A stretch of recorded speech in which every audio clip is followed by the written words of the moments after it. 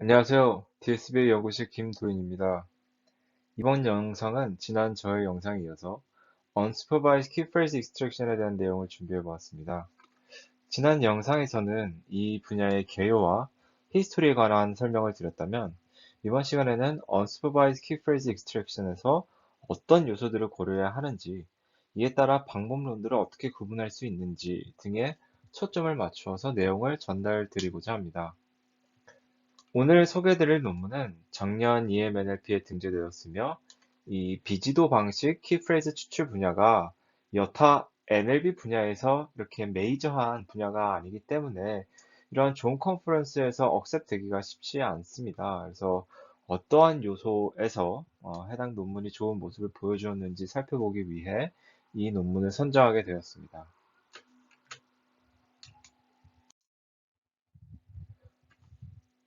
Unsupervised Key Phrase Extraction에 대해서 간단히 복습 차원에서 주요 내용들을 살펴본 후에 오늘 소개드릴 방법론과 실험 내용에 대해서 구체적으로 설명드리고 영상을 마치고자 합니다. 그럼 Unsupervised Key Phrase Extraction에 대해서 복습하는 시간을 가져보겠습니다. 비지도 학습 방식의 주요 구절, 추출 방법에 대한 내용을 다시 리콜해 보겠습니다. 해당 과업은 특정 비지도 학습 방식의 알고리즘을 통해 주어진 문서에서 주요한 프레이즈를 찾는 것입니다. 앞으로 Unsupervised Key Phrase Extraction을 줄여서 UKE라고 표현하겠습니다. 보통 키워드라는 단어가 흔히 활용되지만 phrase라고 하는 것은 여러 단어로 구성된 단어구를 추출한다는 의미를 가지고 있고 이 분야에서는 키워드가 아닌 키프레이즈라는 단어를 활용합니다.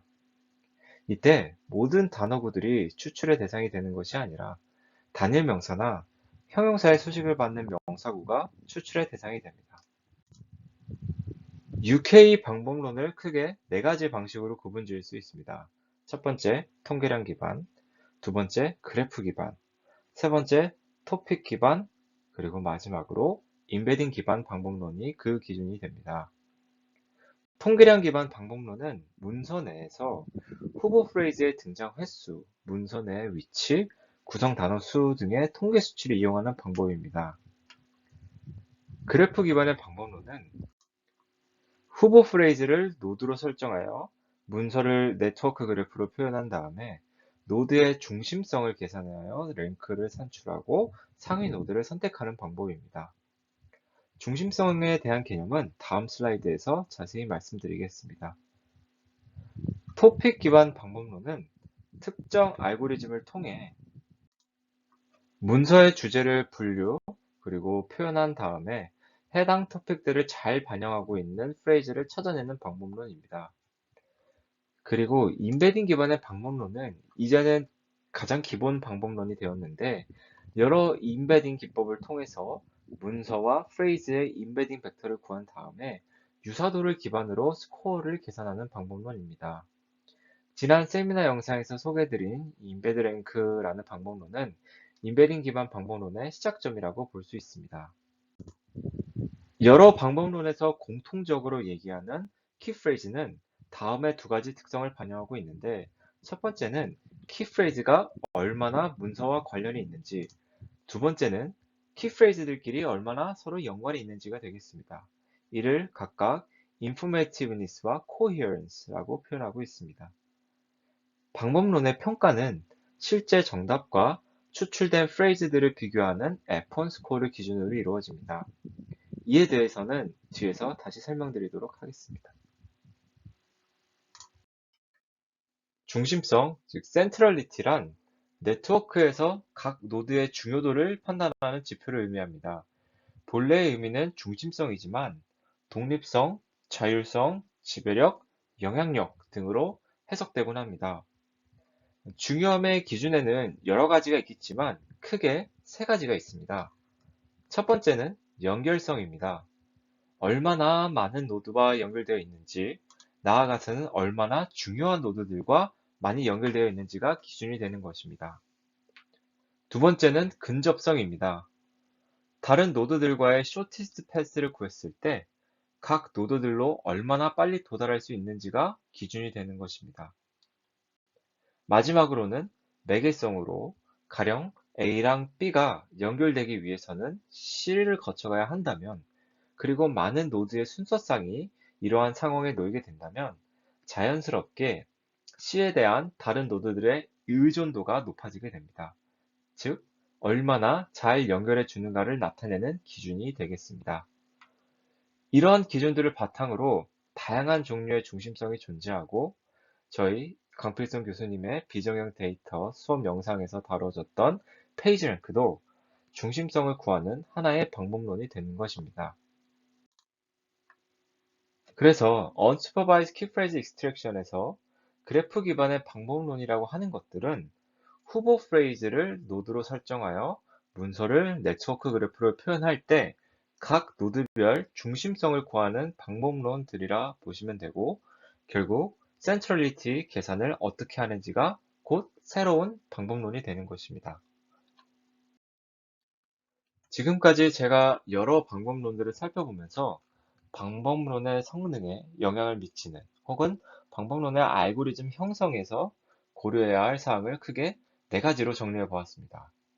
첫 번째로는 앞서 말씀드린 방법론의 종류가 되겠습니다. 두 번째는 문서의 길이입니다. 아시다시피 글이 길수록 다양한 주제와 내용을 포함하고 있기 때문에 문서의 정보를 반영하는 데 있어 짧은 문서에 비해 상대적으로 어려울 수 있습니다. 세 번째는 문서 내의 키프레이즈의 위치입니다. 이번 영상에서 소개드릴 방법론도 이와 연관이 되어 있는데, 대부분의 문서의 경우 중요한 내용을 서론이나 글의 초반부에서 다루는 것을 쉽게 확인할 수 있습니다. 때로는 후반부에서 다시 글 전체의 내용을 요약 및 강조하면서 중요한 내용이 다시 언급되는 경우도 많을 것입니다. 이처럼 프레이즈의 위치도 중요한 요소로 평가되고 있습니다. 네 번째는 문서의 주제 반영입니다. 앞서 언급드린 것처럼 추출된 키프레이즈들을 통해서 문서의 주제를 확인할 수 있어야 합니다. 그러기 위해서는 문서의 주제를 우선적으로 잘 확인해야 하고, 해당 주제들을 잘 반영할 수 있는 방법을 고려해야 하는 것입니다.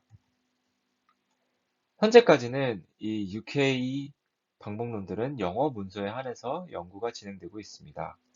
명사구를 대상으로 추출이 이루어지는 영어 데이터의 상황을 한국어 데이터에 바로 적용하기에는 어려움이 있지 않을까 생각합니다. 뒤에서도 설명드리겠지만 활용하는 실험 데이터가 어느 정도 정해져 있다는 점도 이 Unsupervised Key Phrase Extraction 분야의 특징 중 하나입니다. 앞서 설명드린 방법론들의 기준에 따라서 실제 방법론들과 그 발전 방향에 대해서 제 나름대로 정리를 해본 장표입니다.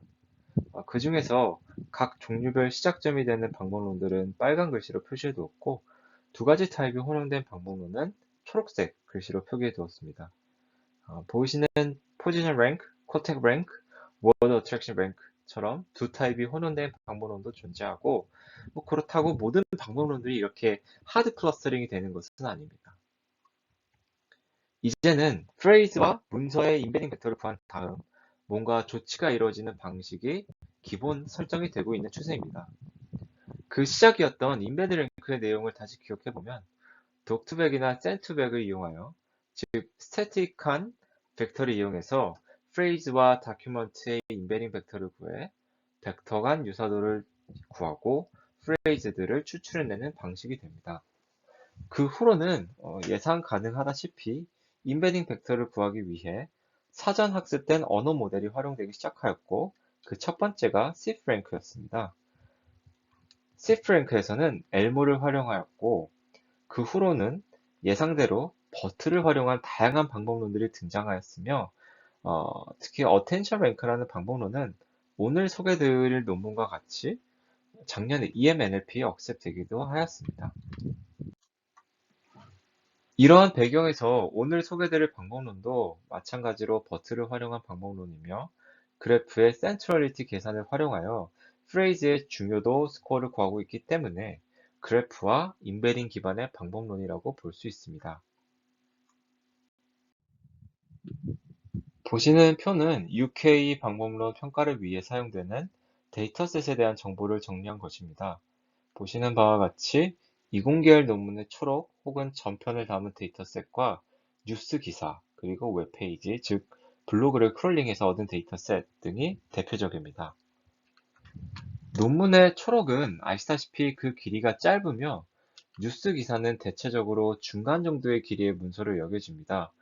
그리고 자연스럽게 논문 전편의 본문은 굉장히 긴 문서로 분류가 되는데, 제가 생각했을 때 현재 활용되는 데이터셋의 한계점 중 하나는 논문을 다룬 데이터셋의 경우 논문이 다른 문서들에 비해 정형화되어 있기 때문에 키프레이즈 추출이 비교적 용이하다는 점입니다. 어찌됐든 여기서 중요한 점은 어떤 타입의 데이터셋인지, 문서 길이가 어떻게 되는지를 잘 선정하여 방법론들을 효과적으로 평가하기 위한 데이터셋 선정 기준을 잘 판단해야 한다는 것입니다. 이 중에서 인스펙, DUC 2001, CMIBEL 2010은 잠시 후에 소개될 실험에서 사용된 데이터셋입니다.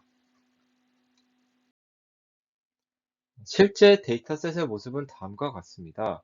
우선 JSON 파일로 구성되어 있고 문서 ID, 문장을 띄어쓰기로 구분하여 한 문장이 하나의 리스트로 표현되고 그런 리스트들의 모음으로 본문을 나타낸 부분, 그리고 각 단어의 POS 태그 정보, 그리고 최종적으로 F1 스코어를 구할 때 이제 단어를 스태밍한 것을 기준으로 진행하는데 그때 필요한 정보들, 그리고 실제 골드 키프레이즈들을 이렇게 구성해 놓았습니다.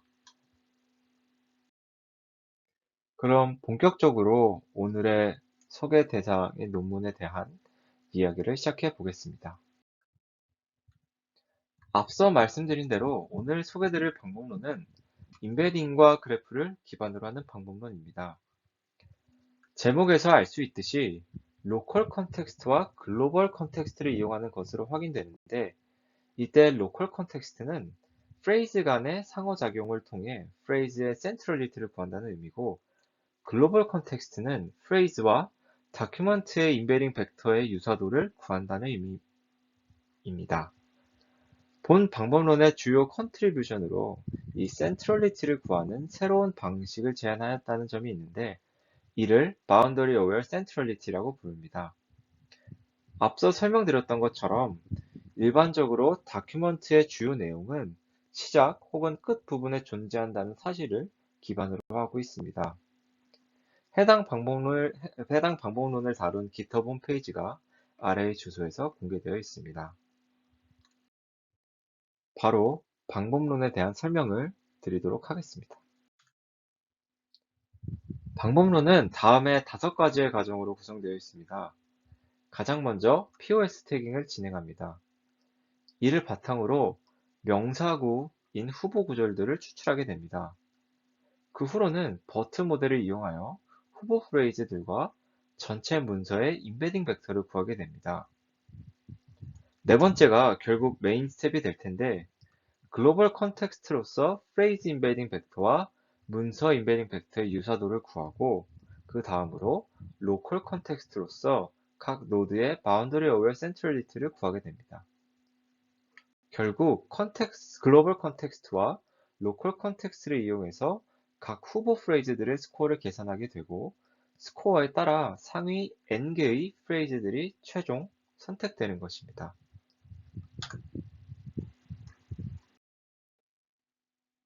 앞선 과정들을 그림으로 표현해 본 것입니다.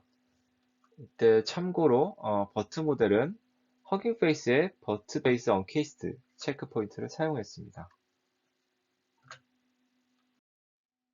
후보 프레이즈와 다큐먼트의 인베딩 벡터를 구하는 과정을 자세히 말씀드려보면, 맨 처음 스탠포드의 코어 NLP를 이용하여 POS 태깅을 실시합니다.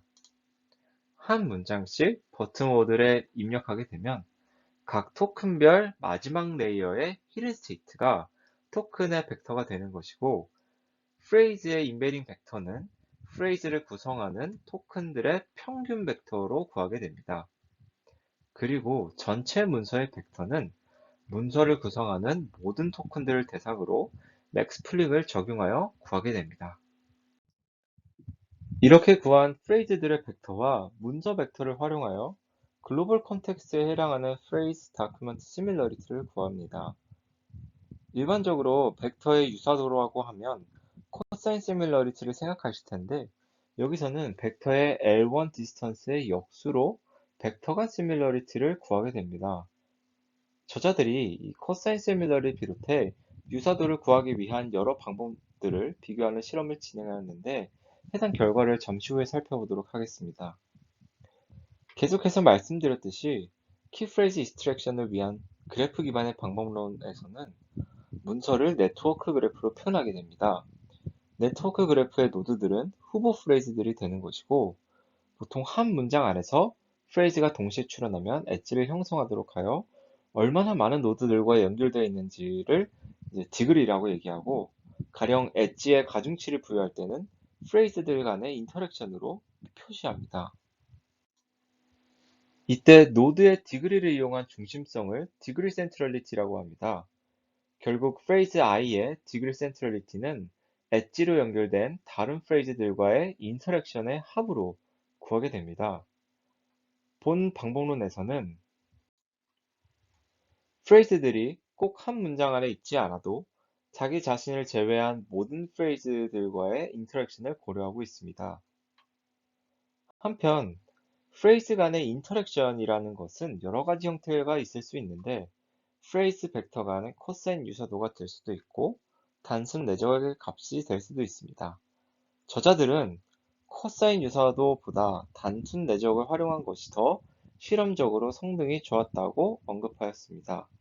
따라서 4번식, 즉 네 번째 식이 본 방법론의 기본 형태가 되는 것입니다. 저자들은 제안하는 새로운 계산 방식의 중심성을 Boundary Aware Centrality라고 명명하였습니다. 기존의 정통적인 Centrality 계산 방식은 phrase들의 상대적인 위치를 고려하지 않습니다. 하지만 대부분의 경우 중요한 내용은 문서의 초반부 혹은 후반부에 등장하는 것을 모두들 잘 알고 계실 것입니다. 이러한 사실을 반영하고자 문서의 시작과 끝 부분의 위치 정보를 반영하는 Boundary Aware Centrality라는 것이 제시된 것입니다. 이때 boundary라는 것이 바로 문서의 시작과 끝을 의미한다고 보시면 됩니다. 문서에 n개의 후보 phrase가 존재할 때 i번째 phrase의 위치와 문서의 시작과 끝의 상대적인 위치 정보를 비교해 줄 수 있는 boundary function, 즉 dbi를 5번식과 같이 정의합니다. 이때 알파는 하이퍼 파라미터로서 바운더리의 상대적 중요성을 조절하게 되는데 쉽게 알파가 1보다 작으면 시작 부분의 프레이즈가 중요하게 되는 것이고 반대의 경우는 마지막 부분의 프레이즈가 가장 중요하게끔 해준다고 이해하시면 되겠습니다. 프레이즈 i가 프레이즈 j보다 바운더리 펑션 값이 작다면 프레이즈 i가 j보다 바운더리에 가까이 있는 것으로 볼 수 있습니다.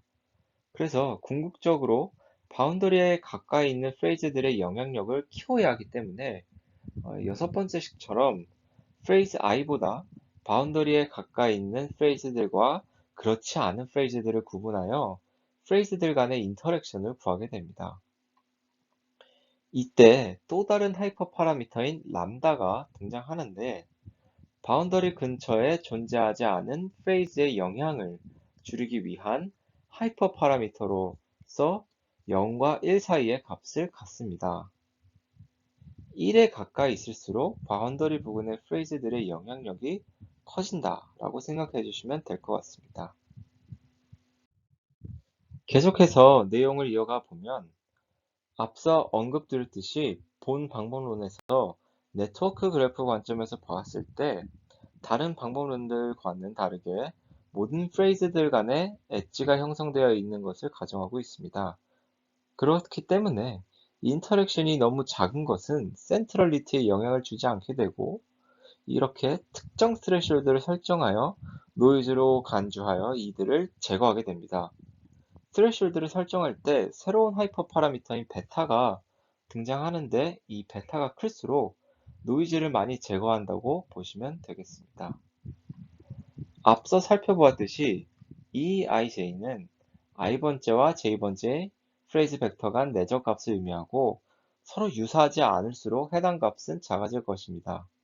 이에 따라 threshold보다 작은 인터랙션은 모두 디그리가 0이 되도록 하여 앞서 살펴본 센트럴리티 식을 7번 식과 같이 재구성하였습니다. 지금까지는 프레이즈의 바운더리와의 상대적 위치를 고려하여 식을 구성하였고, 추가로 프레이즈의 절대적 위치를 반영해 줄 수 있는 포지션 바이어스 웨이트를 구합니다. 선행 연구들에서는 다음과 같이 이 포지션 바이어스 웨이트를 구하는데요. 가령 프레이즈 i가 두 번째, 다섯 번째, 열 번째에 위치하였다면 각 위치의 역수의 합인 2분의 1 더하기 5분의 1 더하기 10분의 1로 웨이트를 구하게 됩니다. 본 방법론에서는 후보 프레이즈가 처음으로 등장한 위치의 역수에 대해서 모든 프레이즈들을 대상으로 소프트맥스를 취하여 포지션 바이어스 웨이트를 구하게 됩니다. 지금까지 등장한 식들을 모두 정리해 보았습니다. 특히 4번과 6번과 7번식은 서로 다른 식이 아니라 점점 구체화되어 가고 있는 것으로 보시면 됩니다. 4번식은 기본 형태가 되는 것이고, 이 6번식은 바운더리 부근의 프레이즈를 강조하기 위한 식, 그리고 최종적으로 7번은 인터랙션이 작은 프레이즈들의 영향력을 제거하는 식이 됩니다. 정리해보면 지금까지 크게 두 가지 글로벌 컨텍스트랑 로컬 컨텍스트를 구한 것이고, 글로벌 컨텍스트는 프레이즈와 다큐먼트 벡터의 유사도를 구한 것, 그리고 로컬 컨텍스트는 프레이즈의 바운더리와의 상대적인 위치를 고려한 센트럴리티의 절대적인 위치 정보를 고려한 포지션 바이어스 웨이트를 곱한 값이 되는 것이고, 이들을 모두 곱한 것이 최종적으로 프레이즈의 스코어가 됩니다. 그럼 실험 결과를 살펴보도록 하겠습니다.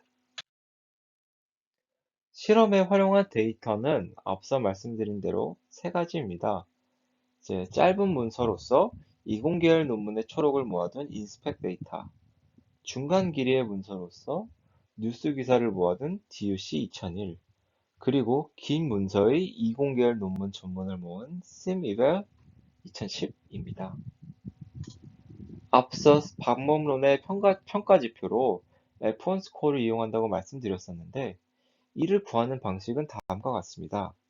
먼저 프리시전 값으로 추출한 키프레이즈들 중에서 정답인 비율을 구하게 되고, 리콜 값으로 실제 정답인 키프레이즈들 중에서 옳게 추출한 키프레이즈의 비율을 구하게 됩니다. 따라서 이 둘을 활용하여 최종적으로 F1 스코어를 구하게 됩니다.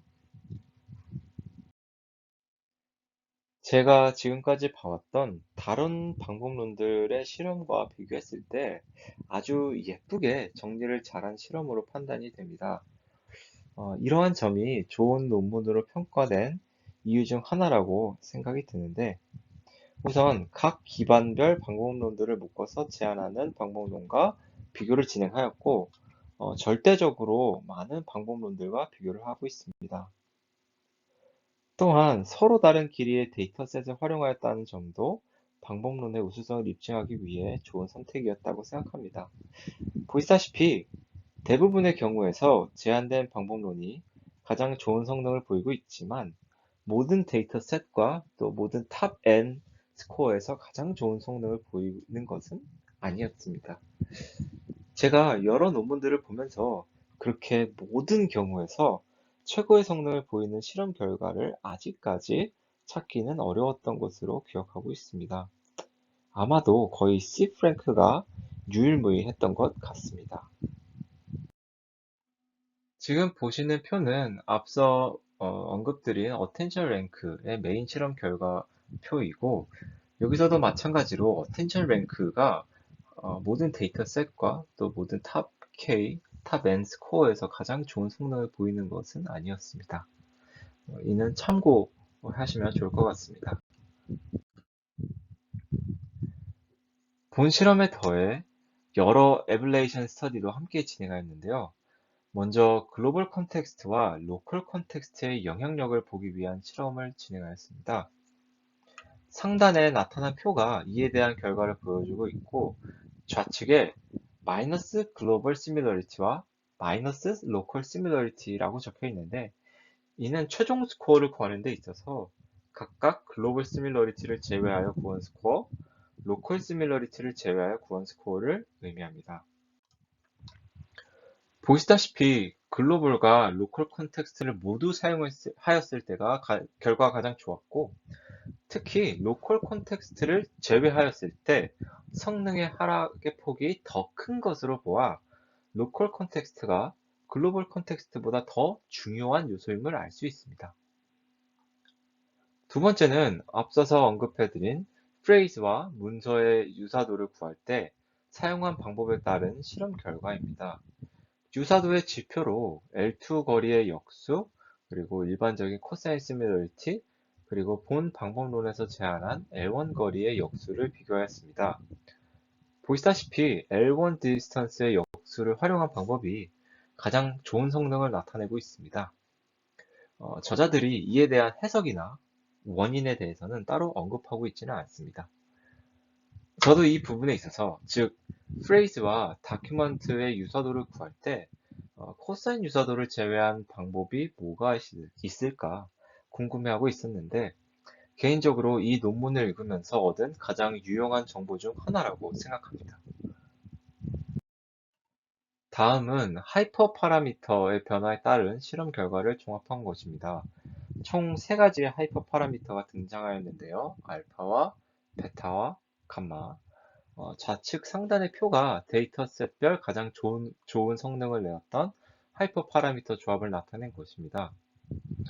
여기서 중요하다고 생각되는 부분을 말씀드리면 우선 바운더리 중 시작 부분 또는 끝 부분의 키프레이즈를 강조하는 역할을 하는 알파에 대해서 DUC와 인스펙 데이터는 각각 뉴스 기사와 논문 초록 문서이기 때문에 시작 부분에 중요한 정보들이 있을 것이라 쉽게 예상할 수 있는데 알파가 1보다 작은 경우 시작 부분의 키프레이즈를 강조하게 된다고 말씀드렸다시피 알파 값이 상대적으로 작은 것으로 보아 이를 정확히 반영하고 있음을 알 수 있습니다.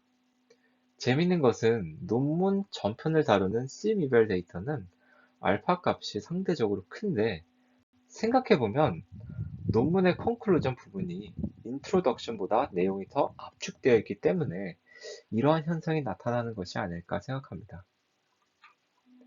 또 다른 하이퍼 파라미터였던 베타에 대해서 살펴보면 베타는 로컬 컨텍스트를 구함에 있어 서로 유사하지 않는 프레이즈의 영향력을 제거하기 위한 하이퍼 파라미터입니다. 좌측 하단의 그래프를 보시다시피 베타가 모두 비교적 낮은 수치인 0.2일 때 성능이 가장 좋은 것을 확인할 수 있고 베타가 낮다는 것은 노이즈 제거의 기준이 상대적으로 낮다는 것을 의미하며 그래프에서 알 수 있다시피 베타를 높일수록 성능이 하락하는 것을 볼 수 있습니다. 따라서 노이즈를 많이 제거하는 것이 오히려 역효과를 낸다는 것을 알 수 있습니다.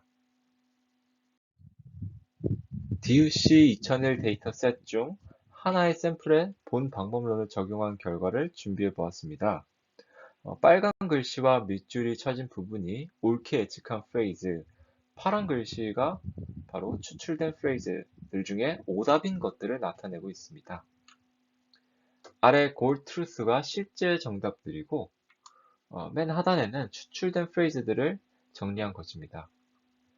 보시면 추출된 키프레이즈들이 주로 앞부분에 위치한 것을 알 수 있고 실제 정답은 World Record지만 추출한 프레이즈는 Existing World Record인 것처럼 마치 정답은 아니지만 의미가 동일한 프레이즈가 추출되는 모습도 볼 수 있었습니다.